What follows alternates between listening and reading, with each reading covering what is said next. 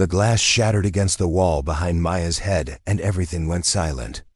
She stood frozen in the dim light of Murphy's bar as beer dripped down the faded wallpaper. Her twin sister Grace grabbed her arm, but Maya couldn't move. 2 police officers blocked the exit, and the taller one was reaching for his belt. The other customers had already scattered like leaves in a storm. Maya's heart pounded so hard she thought it might break through her chest. This was supposed to be a simple celebration dinner. This was supposed to be the best night of their lives. Instead, Maya watched the officer's hand move toward his weapon and thought about calling their mother one last time. Grace squeezed tighter and whispered something Maya couldn't hear over the ringing in her ears. The neon Budweiser sign flickered above them, casting red shadows across the officer's angry face. 28 years of being careful and respectful and doing everything right was about to end in this dirty bar on Jefferson Street. Maya closed her eyes and remembered her father's last words before he died.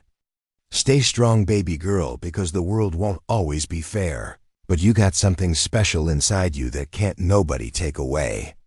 She opened her eyes and stood up straighter. Whatever happened next, she would face it with her head held high. The evening had started so differently just 2 hours earlier. Maya and Grace had walked into Murphy's bar, laughing and talking about their incredible news. Maya had just been promoted to captain in the police department, making her the youngest African-American woman to ever hold that position in the entire state. Grace had returned from overseas where she served as a Navy SEAL, commander leading dangerous missions that she couldn't talk about, but that made Maya burst with pride. They wanted to celebrate together somewhere quiet before the big family party tomorrow. Murphy's bar wasn't fancy, but it was close to their childhood neighborhood, and their father used to bring them here for sodas when they were little girls. The owner had changed and the place looked rougher than Maya remembered, but the jukebox still played Marvin Gaye, and the booths still had those red vinyl seats.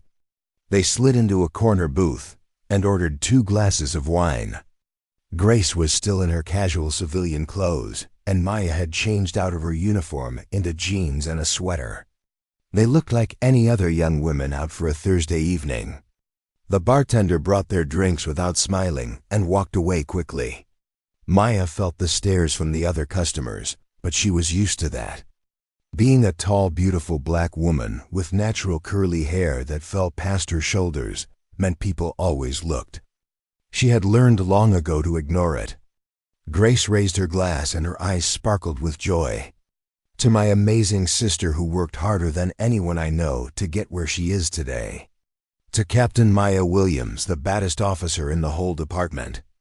Maya laughed and clinked her glass against Grace's. "And to Commander Grace Williams, who jumps out of helicopters and does things that would make Mama faint." They both giggled and took a sip. The wine was cheap and sour, but it didn't matter. Being together was all that mattered. Grace leaned forward and her voice got serious. "Maya, I need to tell you something. When I was overseas on my last mission, got really bad. We were pinned down for 6 hours, and I thought I wasn't going to make it home. The only thing that kept me going was thinking about you and Mama and how proud Daddy would be of us both. I made a promise that if I survived, I would never waste another moment being scared of small-minded people. I would live loud and proud and never apologize for taking up space in this world." Maya felt tears prick her eyes. She reached across the table and grabbed her sister's hand. "We made it, Grace. Against all the odds and all the people who said too. Black girls from the South Side couldn't be nothing special. We made it." Their father had raised them alone after their mother got sick. He worked 3 jobs to keep them fed and in good schools. He taught them to be strong and smart and never let anybody make them feel less than. He died of a heart attack the day after Maya graduated from the police academy. He never got to see her in uniform or know about Grace's Navy career. But Maya felt him with them always. The trouble started when 3 men walked past their booth. One of them bumped the table hard enough to spill Grace's wine. "Hey, watch it," Grace said firmly, but not rudely. The man turned around, and his face was red and sweaty. Maybe you should watch where you're sitting, he said. His friends laughed, and one of them made a comment under his breath that Maya couldn't hear, but she saw Grace's jaw tighten. Grace stood up slowly, and her military training showed in the way she held herself. We don't want any problems. We're just here having a quiet drink. Please move along. The man stepped closer, and Maya could smell alcohol on his breath. You girls think you own the place coming in here with your attitude. This ain't your kind of bar. Maya's hands balled into fists under the table. She had dealt with racism her entire career, but it never stopped making her angry. Before she could say anything, the bartender rushed over. There's no trouble here, fellas, just go back to your drinks. The three men grumbled, but walked away. The bartender looked at Maya and Grace with an expression that wasn't quite sympathetic, but wasn't hostile either. Maybe you ladies should finish up and head out. We don't want no incidents tonight. Grace sat back down and her hands were shaking slightly. Maya had only seen her sister shake once before at their father's funeral. I'm not leaving, Maya. We have every right to be here same as anybody else. Maya agreed, but she also felt a cold fear growing in her stomach. Sometimes being right doesn't keep you safe. 10 minutes later, the door opened and 2 police officers walked in. Maya felt a moment of relief. She was part of the Brotherhood now. These were her colleagues, even if they didn't know her. But the relief died when she saw their faces. They weren't here for a friendly drink. They walked straight to Maya and Grace's booth with their hands resting on their belts. One officer was tall and thick with a crew cut and cold blue eyes. His name tag said Patterson. The other was shorter and younger with nervous energy. His tag read Malloy. Patterson spoke first, and his voice was hard. We got a call about a disturbance. You ladies causing problems. Maya's professional training kicked in immediately. No, sir, we're not causing any problems. We're just having a drink, and someone bumped our table, but everything is fine now. Patterson looked at her like she was something stuck to his shoe. That's not what I heard. I heard you were being aggressive and threatening customers. Grace laughed, but there was no humor in it.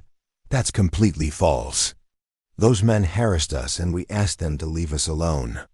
The younger officer Malloy shifted his weight nervously.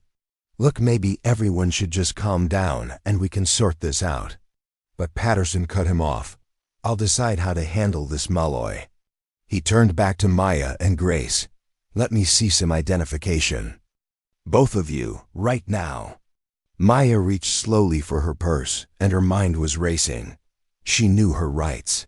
She knew the law better than most people. But she also knew that knowing your rights didn't always protect you when you were. Black and the officers were looking for a reason. She pulled out her wallet and opened it to show her driver's license. She thought about showing her police badge too, but something told her to wait. Grace did the same. Patterson grabbed Maya's license roughly and held it up to the dim light. Maya Williams. Where do you work, Maya? I'm employed by the city, she said carefully. Patterson smirked. Doing what? Cleaning offices. His partner Malloy looked uncomfortable but said nothing. Maya felt her face get hot, but she kept her voice level. I work for the police department. Patterson's eyebrows went up mockingly. Oh, really? You a secretary? File papers and make coffee. Before Maya could answer, Grace spoke up and her voice had an edge sharp as a knife. My sister is a police captain. She runs an entire precinct. So you need to show some respect, officer. The temperature in the room seemed to drop 20 degrees. Patterson's face turned red and his jaw clenched. His hand moved closer to his weapon. You expect me to believe that? You trying to impersonate an officer? That's a crime, sweetheart. Maya's heart sank. This was going bad fast. Grace stood up and her 6 years of military training showed in every movement. I'm not your sweetheart, and my sister doesn't need to prove anything to you. We haven't broken any laws, and we don't have to tolerate this harassment. Show me your badge numbers, both of you. I'm filing a complaint. Patterson took a step forward, and now he was too close, invading their space. You're not filing anything. You're going to sit down, shut up, and do what I tell you, or you're both going to jail tonight. Maya stood up too, putting herself slightly in front of Grace. Officer Patterson, I understand there was a misunderstanding, but we can clear this up very easily. I have my credentials in my purse. Let me show you. She reached for her purse again, but Patterson grabbed her wrist hard enough to hurt. Don't reach for anything. Put your hands where I can see them. Now. The few remaining customers in the bar were watching now. The bartender had disappeared into the back. Malloy finally spoke up. Patterson, maybe we should just check their IDs and move on. We don't want this to escalate. Patterson ignored him completely. His grip on Maya's wrist tightened, and she could feel his fingers digging into her skin. You girls come in here thinking you're special. Thinking the rules don't apply to you. Well, I got news for you. Maya tried to pull her arm free, but Patterson held on. Let go of me, officer. You're hurting me, and you have no cause to detain me. That's when Patterson twisted her arm behind her back, and Maya cried out in pain. You're resisting arrest, he shouted, even though Maya wasn't resisting anything. Grace moved fast, grabbing Patterson's arm with a combat grip that made him yelp. Get your hands off my sister. Everything exploded at once. Malloy pulled out his baton. Patterson shoved Grace backward, and she stumbled into a chair. Maya wrenched her arm free, and her police training took over. Stop this right now, she commanded in her captain's voice. You are assaulting two citizens without cause, and if you don't stand down immediately, you will lose your badges and face criminal charges. Patterson laughed a mean, ugly sound. Big talk from someone who's about to spend the night in lockup. He reached for his handcuffs, and Maya made a split-second decision. She pulled out her badge and held it up. I am Captain Maya Williams, badge number 7-4-3-2. I run the 9th Precinct, and I am ordering you to stand down, officer. For a moment, Patterson froze. His eyes went from the badge to Maya's face and back to the badge. Disbelief and confusion crossed his features. Then his face twisted with anger. That's fake. There's no way you're a captain. You're just some girl trying to get out of trouble. Maya's voice was ice cold now. Call it in. Call dispatch right now and verify my badge number. I'll wait. But Patterson wasn't listening to reason anymore. He had committed to this path, and his pride wouldn't let him back down. He grabbed for Maya again, and that's when Grace moved. In one fluid motion, she swept Patterson's legs out from under him, and he crashed to the floor. Her Navy SEAL training made her faster and stronger than he expected. She didn't hurt him, just put him down hard enough to shock him. Patterson lay on his back, staring up at the ceiling in disbelief. Malloy raised his baton, but Grace held up both hands. Don't make this worse, officer. Check our credentials. Make the call. Just stop and think for 1 minute. The bar door opened, and Maya's heart sank even further. 2 more officers rushed in, responding to what must have been a panic call from Patterson or Malloy. But these officers were from Maya's precinct. She recognized them immediately. Officer Chun and Officer Rodriguez stopped in their tracks when they saw Maya. Captain Williams, Chun said, and his voice was full of shock. What's going on here? Maya felt relief flood through her body. Chun, Rodriguez, thank God. These officers tried to arrest us without cause and refused to verify my identification.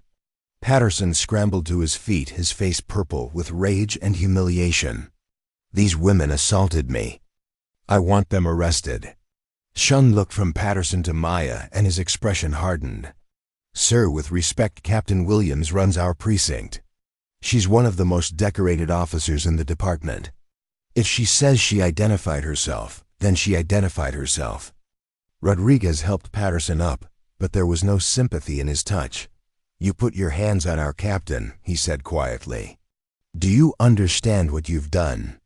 Malloy looked like he wanted to disappear into the floor. I tried to tell him, he mumbled.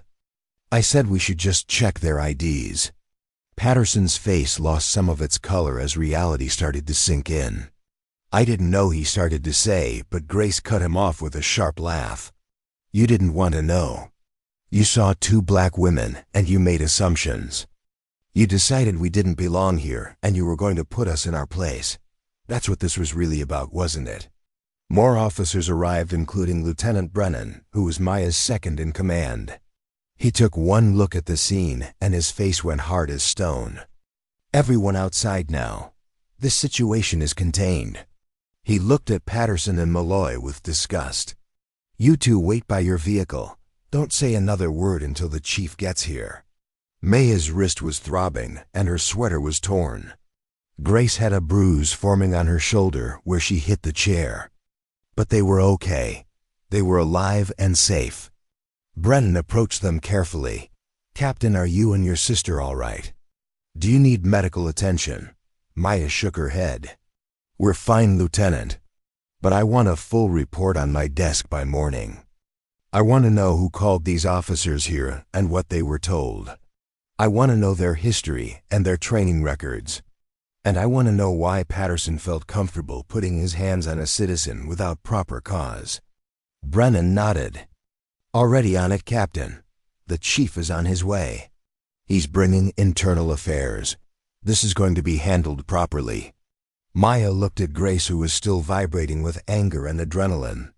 You okay? She asked softly. Grace nodded. I've been through worse in combat zones. But Maya, this shouldn't have happened. Not here, not to us. Not when we've served our community and our country.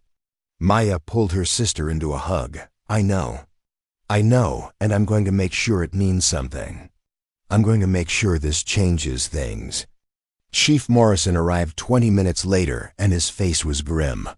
Maya had worked under Chief Morrison for 8 years and he had always been fair and supportive. He had personally recommended her for the captain position. When he saw her torn clothes and the red marks on her wrist, his jaw tightened. Captain Williams, Commander Williams, I cannot begin to express my apologies for what happened here tonight. This is unacceptable on every level. Maya appreciated his words, but she was tired now. The adrenaline was wearing off, and she just wanted to go home. Chief, I want a full investigation. I want to know if this is an isolated incident or if there's a pattern. And I want mandatory retraining for every officer in Patterson's precinct on de-escalation and implicit bias. Chief Morrison nodded. You'll have it. Patterson and Malloy are suspended pending investigation. If the facts are what they appear to be, they will be terminated, and I will personally recommend criminal charges for assault. He paused and looked at both sisters with respect. I've read your files. Both of you. Captain Williams, your record is exemplary. You've reduced crime in your precinct by 30%, and you've built bridges with communities that haven't trusted police in generations. Commander Williams, your service record is classified, but I know enough to understand you've made sacrifices most people can't imagine. You both deserved better than this tonight. You both deserve better than this every day. Grace spoke up and her voice was tired but determined. Chief Morrison, with respect, this isn't about us anymore. This is about every person of color who walks into a place and gets treated like they don't belong. This is about every time someone sees our skin before they see our humanity. My sister and I can defend ourselves. We have our positions and our training. But what about the people who don't? What about the young black man who gets stopped for no reason, or the elderly woman who gets followed in a store? They don't have badges to protect them. The chief's expression was somber. You're absolutely right, Commander. And that's why this incident will be used as a teaching moment for every officer in this city. We're going to share what happened tonight in every training session. We're going to make it clear that this kind of behavior will not be tolerated. Maya felt a surge of pride for her sister. Even after everything that happened tonight, Grace was thinking about others. That was the kind of person their father had raised them to be. Maya looked at the chief. I want to be part of that training. I want to tell our story. People need to hear it from us directly. Chief Morrison agreed immediately. Whatever you need, Captain. Whatever will help make sure this never happens again. Patterson and Malloy were escorted away in separate vehicles. Patterson still looked angry and defiant. Malloy looked ashamed and kept his head down. Maya wondered if Malloy would learn from this, or if he would just become another officer who looked the wrong way when his partner did something wrong. She hoped he would be better. She had to hope. The next morning, Maya stood in front of 200 police officers at the department's main training facility. Her wrist was bandaged, and she wore her full captain's uniform with all her commendations. Grace stood beside her in her navy dress uniform, looking sharp and powerful. The room was silent as Maya began to speak. Last night, my sister and I went to a bar to celebrate our achievements. We wanted to honor our father's memory and enjoy being together. Instead, we were harassed, threatened, and assaulted by 2 officers who decided we didn't belong there. They saw 2 black women, and they made assumptions. They didn't see 2 decorated service members. They didn't see 2 people who had dedicated their lives to protecting others. They saw skin color, and that was enough for them to decide we were the problem. Maya paused and looked out at the sea of faces. Some officers looked ashamed. Some looked angry. Some looked uncomfortable. Good, she thought. They should be uncomfortable. This is uncomfortable. She continued. I'm not standing here to make you feel guilty if you're a good officer who treats everyone with respect. I'm standing here to tell you that silence isn't enough anymore. When you see another officer crossing the line, you have to speak up. When you see injustice, you have to act. Because if you don't, you're part of the problem. Grace stepped forward, and her voice was strong and clear. I've served in war zones around the world. I've seen the worst that humanity can offer. But I've also seen incredible courage and honor. I've seen people risk everything to do what's right. That's what I expect from every person in this room. You have power. You have authority. Use it to protect people, not to intimidate them. Use it to serve communities, not to control them. Be the kind of officer that my father would be proud to know. Be the kind of officer that children can look up to. Be better than the people who hurt us last night. The investigation took 3 weeks. Patterson was fired and charged with assault and civil rights violations. His record showed a pattern of complaints from citizens of color that had been ignored by his superiors. Those supervisors were demoted and required to undergo extensive retraining. Malloy was suspended for 6 months and required to complete additional training before returning to duty. He wrote a letter of apology to Maya and Grace that was surprisingly thoughtful and genuine. Maya hoped he meant it. The 3 men who had harassed Maya and Grace in the bar were identified and charged with filing a false police report. They had called in the complaint claiming Maya and Grace were starting fights when in reality they had been the aggressors. The bar owner was investigated for discriminatory practices and his business license was temporarily suspended. The whole incident became national news. Maya and Grace were interviewed by major networks and their story went viral on social media. Some people called them heroes. Some people said they were making too big a deal out of nothing. Some people sent them hate mail and death threats. But many more people sent letters of support and gratitude. Young black girls wrote to say that seeing Captain Williams and Commander Williams made them believe they could be anything. Parents wrote to say thank you for speaking up. Other officers of color reached out to share their own stories of discrimination and to say they felt less alone now. 3 months after that night in Murphy's Bar, Maya stood at a podium in City Hall. The mayor and city council had created a new community oversight board for the police department, and Maya had been asked to serve as the liaison. She looked out at the crowd gathered for the first public meeting. There were community activists, police officers, religious leaders, teachers, and regular citizens who just wanted to make their city better.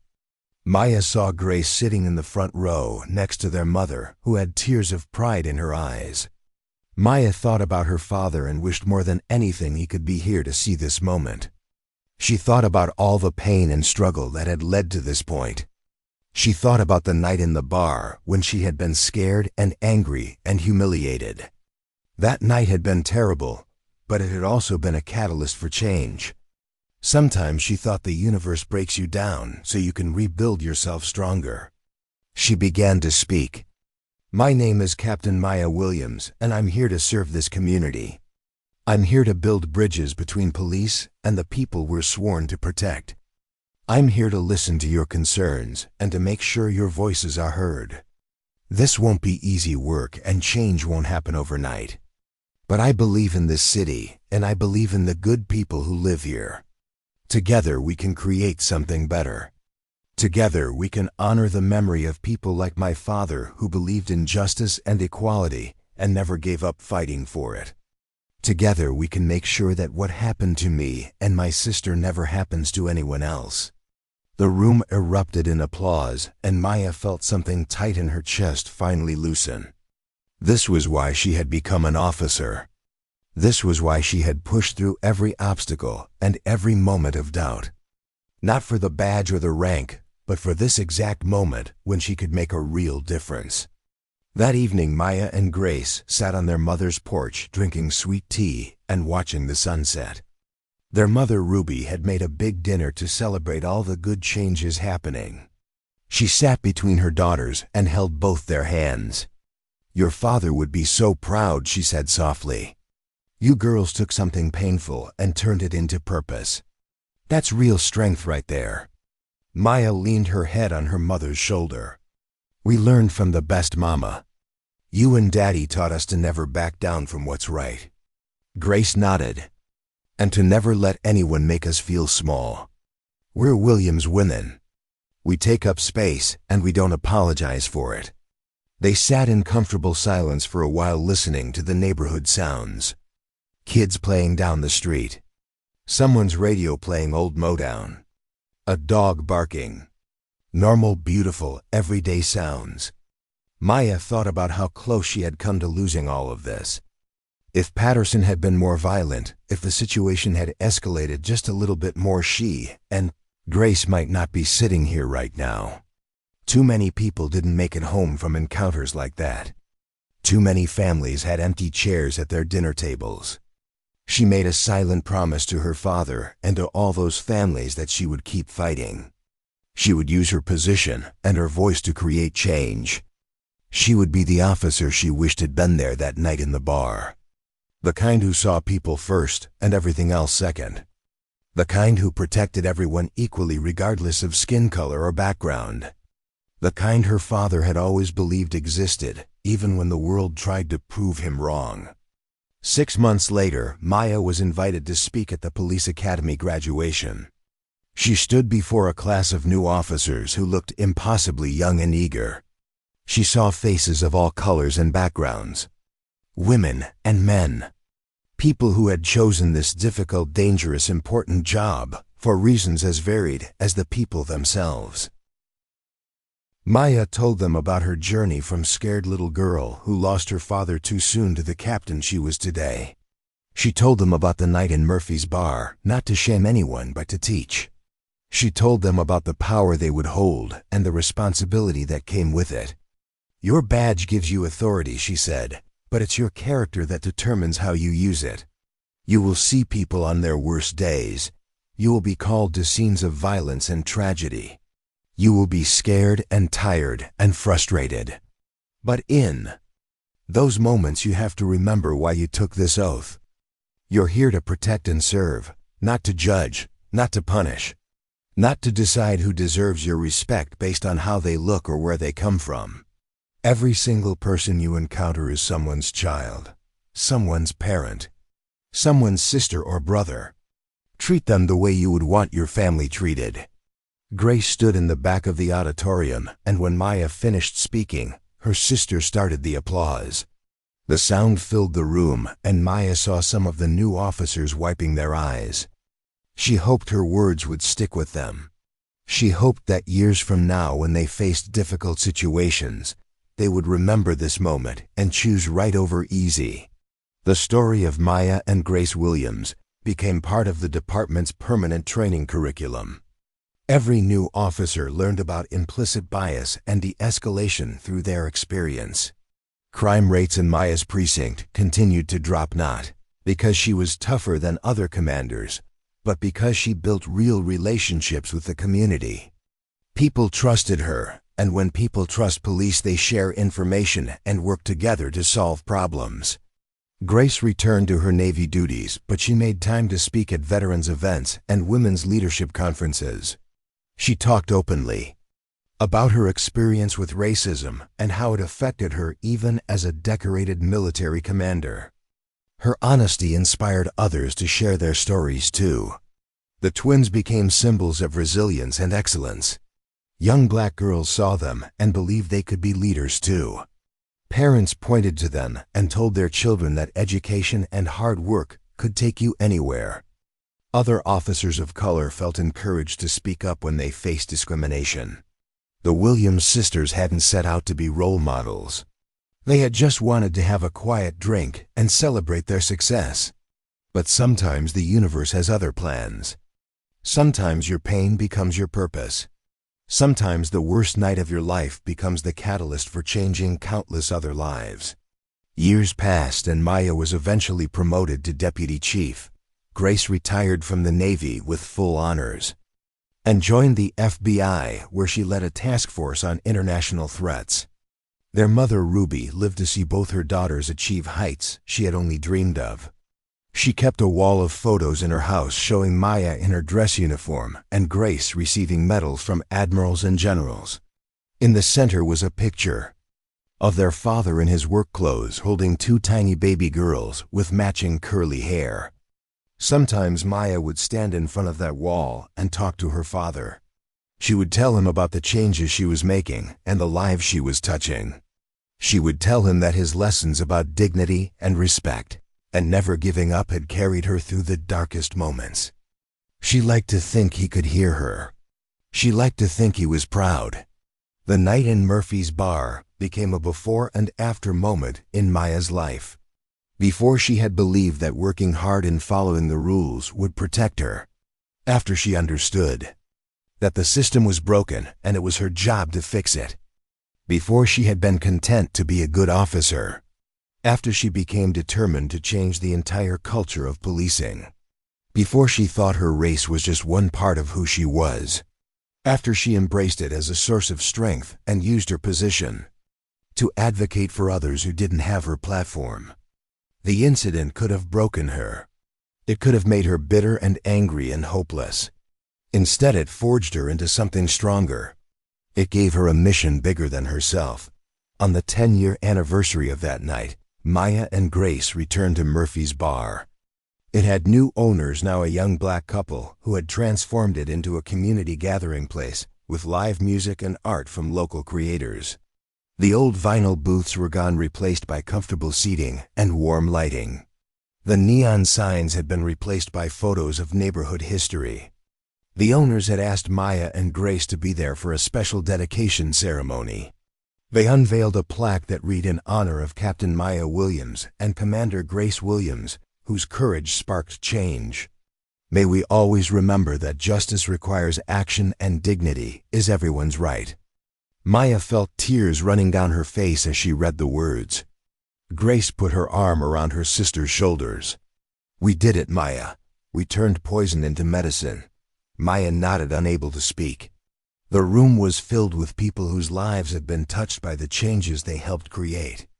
Young officers who trained under Maya's leadership. Community activists who served on the oversight board. Families who felt safer because police in their neighborhood treated them with respect. Kids who dreamed bigger because they saw women who looked like them in positions of power. All of it traced back to this place on this spot where two women refused to be silent in the face of injustice. The celebration went late into the evening with music and food and stories. Old friends caught up and new friendships were formed. Maya watched it all and felt a deep sense of peace. The journey hadn't been easy, and the fight wasn't over. Racism still existed. Bad officers still slipped through the cracks. Communities still struggled with poverty and violence. But progress was real. Change was happening. And Maya and Grace would keep pushing forward for as long as they had breath in their bodies. That was the promise they made to their father and to themselves. That was the legacy they would leave behind. Not perfect, but better. Not finished, but moving forward. Not without scars, but stronger because of them. The Williams twins had faced their worst nightmare in this bar 10 years ago. Tonight they stood in the same space surrounded by love and proof that even the darkest moments can birth the brightest light.